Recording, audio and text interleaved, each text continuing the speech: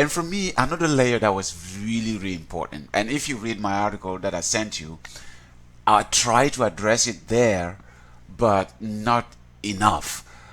Another thing that, and I think that is one of the reasons actually what I've always wanted to move to America, because I wanted to feel the African American experience firsthand. Because growing up in Cameroon, growing up in Africa, every day, mostly every Sunday, I would listen to the Negro spiritual songs, like oh happy day, all those Negro spiritual songs. And I had I had never been in America at the time. I was, still growing up in Africa, and I would just feel like some kind of spiritual connection with, African Americans, and really, really, because I studied the history, with the black boy, the Richard Wright, that African American writer, they taught that book in high school, and a lot of other African American writers, and kind of gave you an insight of the African American experience in America. And you now being in Africa, you feel like a kind of guilt, a kind of responsibility, a kind of like what really happened, to those brothers and sisters of ours, that were taken away there, and for them to have to be alien, like foreigners in that land, even though they born and grew up there, but in a way are treated as non-humans, not accepted. So all of that always overwhelmed me, always overwhelmed me, and I really wanted to have some kind of spiritual connection with the experience, and have a first hand experience. So when I finally moved to America, that whole hope and dream and everything got almost shattered at once by the reality in America, and how the powers that be portray the black experience there. I don't know if you can understand what I'm trying to explain.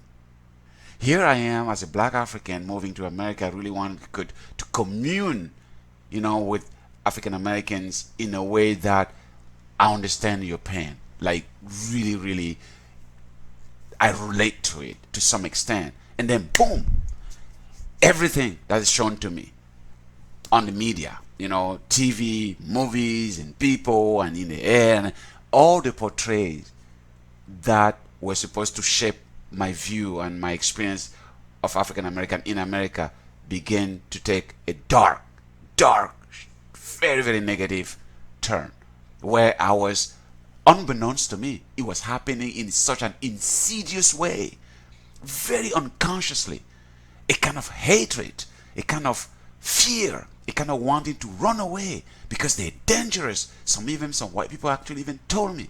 One of my African friends also from Cameroon who moved to America told me he was driving a taxi cab in San Francisco. An elderly couple in the cab, they were in their 80s, white people in his car. They told him, "Where are you from?" And he said he was from Cameroon, from Africa. They said, "Good. Just do what you do. Go to school. Don't interact with those African Americans. Don't really have nothing to do with them because they have cancer in the brain. They're very dangerous people to really run away." They told him that. Can you imagine? So, and I'm like, wow. So, and then I started so confused. Like, I'm like, how am I supposed to look at my own brothers here now? Like, when all I have to do is to be afraid.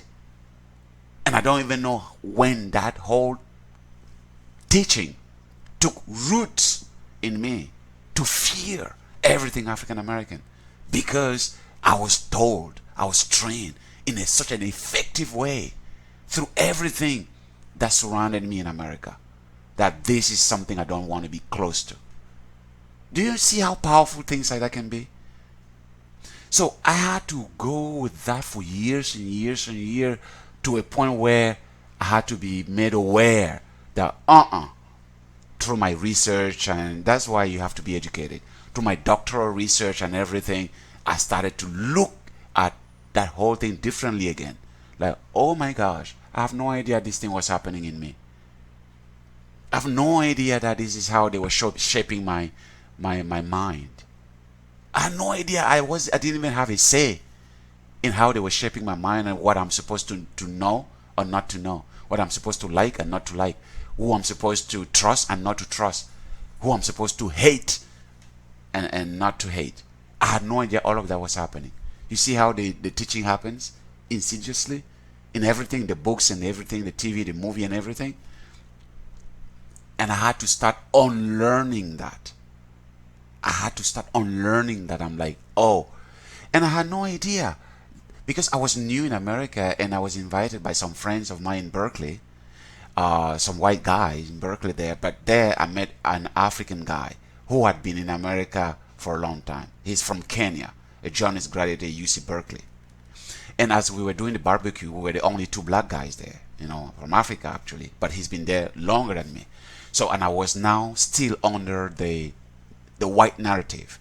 So, and we started now discussing about the African American experience, and I was using the words that were put in my brain without me knowing. I was saying, oh no, I think the African American have only themselves to blame, because that whole ghetto life, when you see them in those groups and nothing good to do, and always designing some negative things to do and to hurt and everything.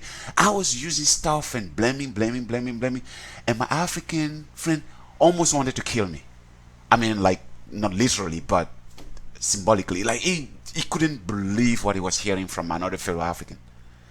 And he was telling me, are you serious? What are you talking about? Do you even know what he's talking about?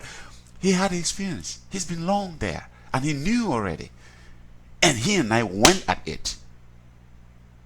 I don't even know if it was to the pleasure of the other friends of ours who were just kind of like wanted to stay away from it. Just listening to us, to black dude from Africa, getting at it. So. And I had no idea what I was even talking about. So it was such an experience. And when I started opening my eyes and my understanding and knowledge and everything, what was happening, I realized where the guy was long time. But it took me time to get there.